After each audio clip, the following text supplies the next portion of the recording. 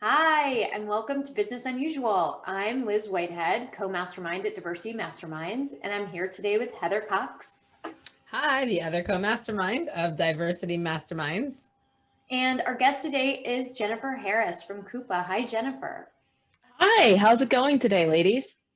Good, Good. pretty good. We're going to get into what happens when business unusual becomes business as usual. But before we do that, tell us a little bit about you and Coupa and what you do there. Sure. Again, my name's Jennifer Harris, and I work on the supplier business acceleration team at Coupa.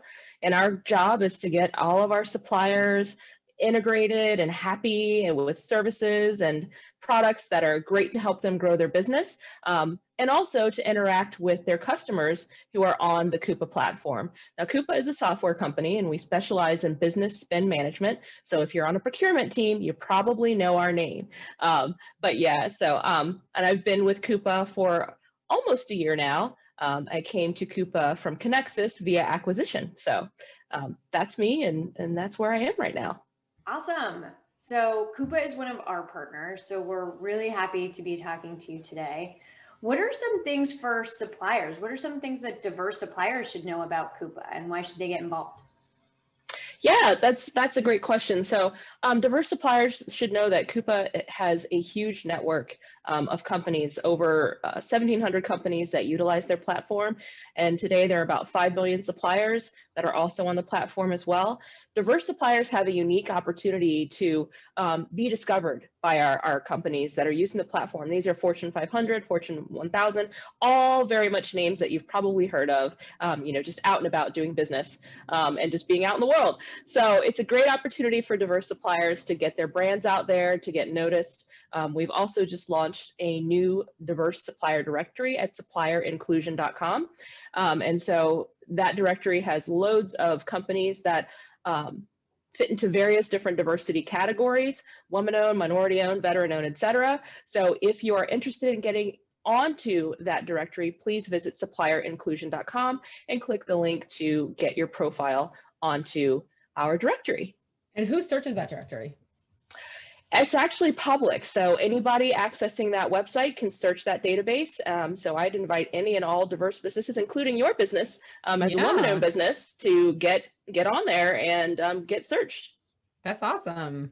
That's great. So this has been a business unusual time. So Coupa obviously is a software company.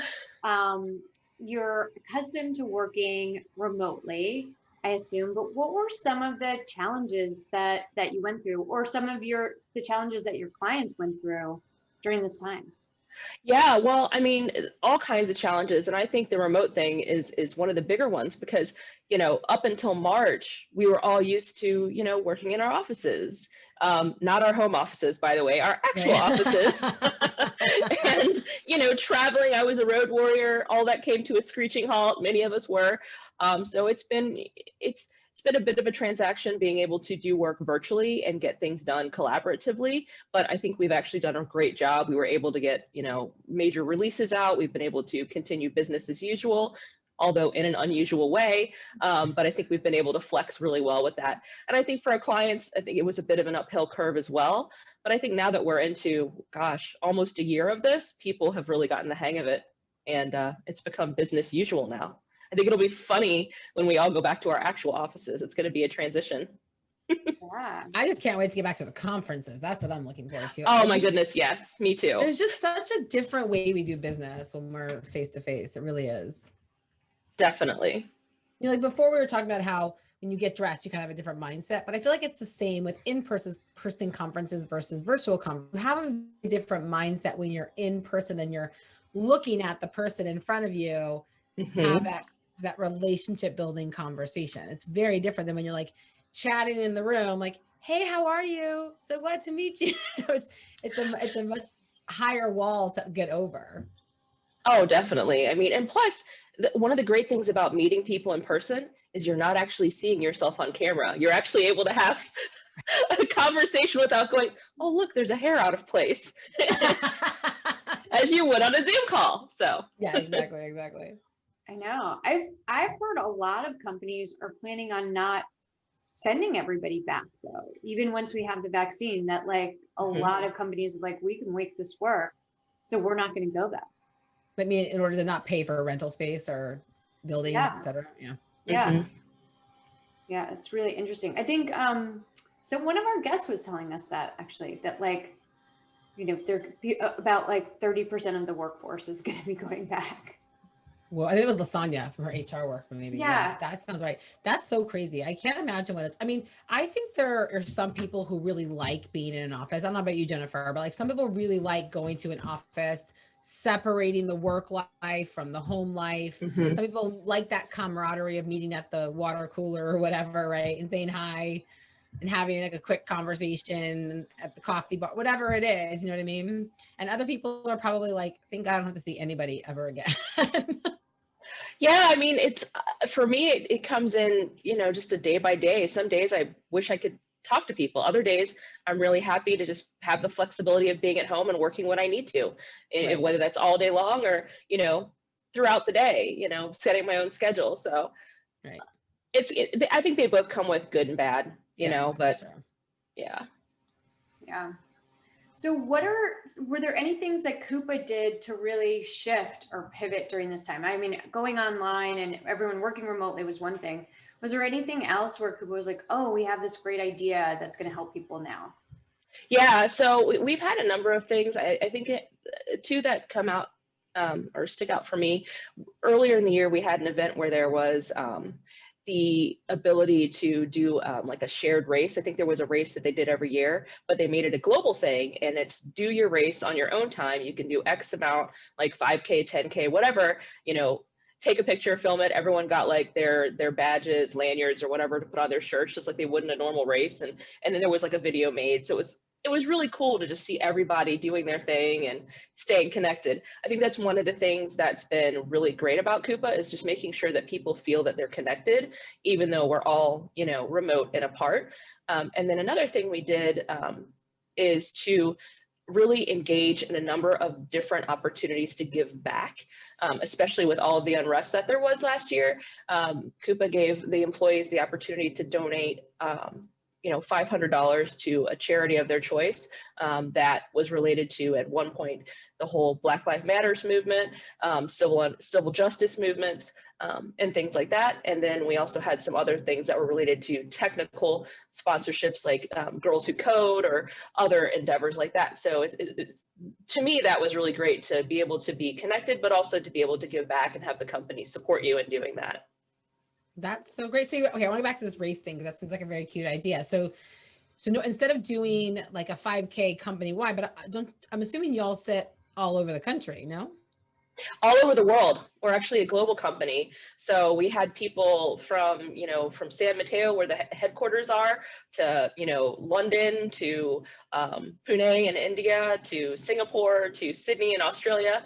And it was kind of cool. People shared their pictures, shared their stories, took, you know, recorded what they did. And again, like there was a really cool video made that was shared with everybody, showing just people doing the race or sharing things that were fun about the race. And it was neat. It was just a cool way to stay connected. So was there anyone that had like a cool moving background, so it looked like they were actually running or walking? No. I really think that everyone that participated, because it was optional, it wasn't everybody, but it was people that were, you know, passionate about running or who might have done the race anyway. So yeah, it was legitimate. That is really cool. That is very cool. I like what you say about giving back. Heather and I talk about that all the time. A lot. Yes. Being a go-giver. Yeah.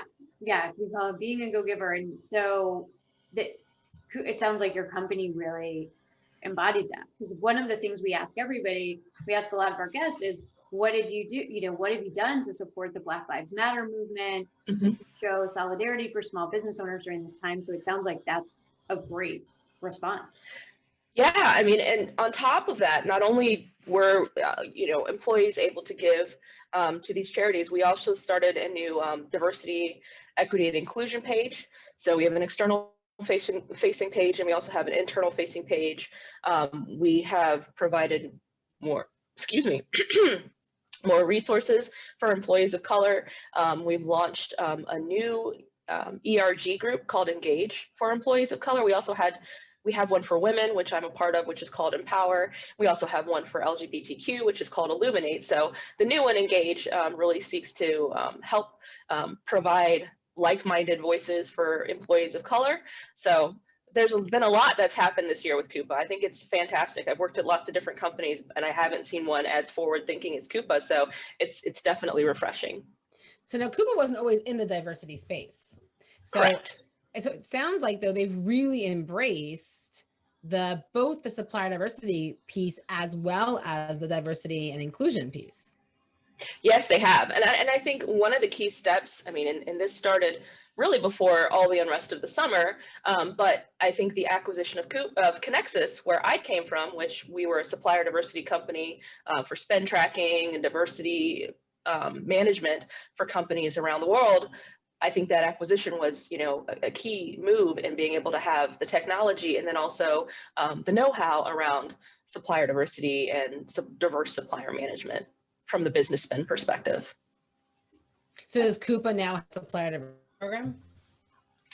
Yeah, they do. So, and we're also actually in my group, we're starting to do what we're calling supplier diversity enablement, which is helping companies to track their spend with diverse suppliers, and also developing programs to help track that spend and engage their diverse suppliers. So it's all coming to fruition, and I actually am part of it in my day job. Exciting, right? Yeah, it is really exciting. I think it also really illustrates in a way, we always talk about the benefit of diversity and supplier, like why companies are doing this. Why are they buying from diverse suppliers? Because they get innovative solutions, they get competitive pricing and things like that. We don't often talk about that it actually increases your value as a company as well. Like that made you a really valuable asset for Coupa to acquire. And yeah. As we think about our exits and things like that, diversity can be a differentiator. Oh, definitely. It definitely could be a differentiator, and in a good way, because it's going to add value that they may not otherwise have. There's a saying like there's nothing is good enough that it doesn't include all of us, right?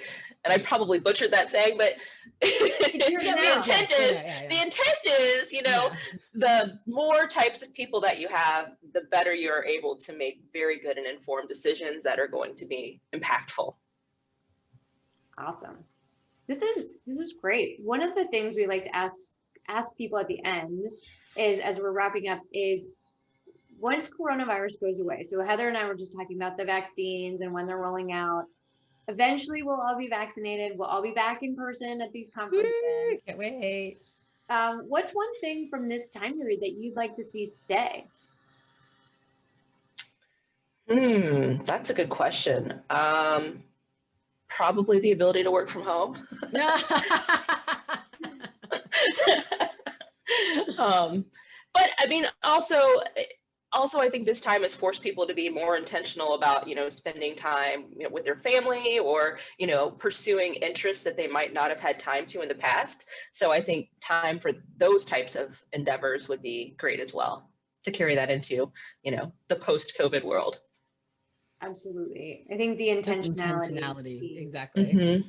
Yeah. Whether it be, it's really funny because a lot of our guests have said the intentionality. Now, sometimes they've said it about different things. Sometimes it's about spending habits. Others have said, just being conscious about their time, like you just said, right? So it's really interesting that I think that a lot of us just get so wrapped up in our lives and how busy we are, and all the different things we have to take care of and responsibilities, that COVID really forced you to be like, you can't drive there, that's closed. So really focus on what you need to focus on.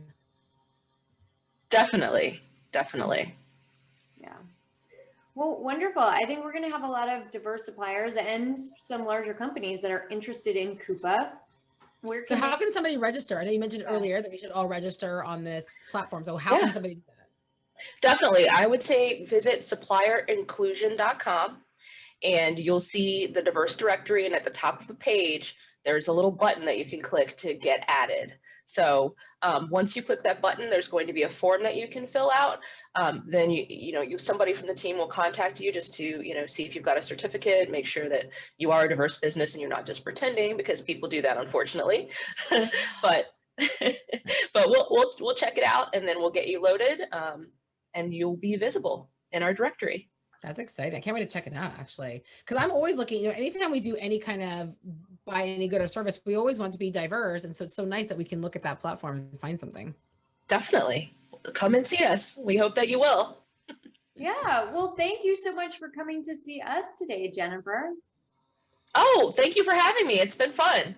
Yeah. And we'll see you next time on Business Unusual. Bye.